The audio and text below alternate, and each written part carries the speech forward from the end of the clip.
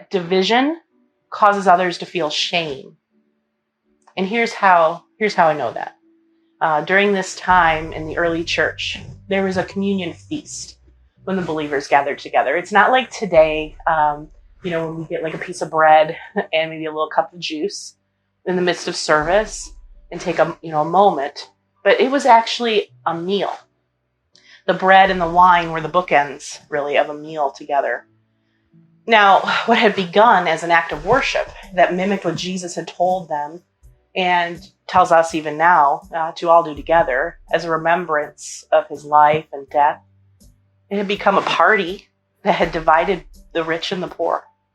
Those who were wealthy, they were gathering together and they were eating and drinking to the point of being drunk. And those who were poor, they were showing up later. They'd been working all day. They're trying to get by. And they're coming into this time of communion and they ended up walking away hungry. The sharing with those in need that was radically different from the culture around the church in its very beginning seems to have become a little bit of a forgotten practice. And now within this Corinthian church, there's a line of division. Those that have and those that do not. Communion had become less about God and more about self. And Paul tells the Corinth church that the division between the rich and the poor causes first disgrace to the church, and second, it shames the poor.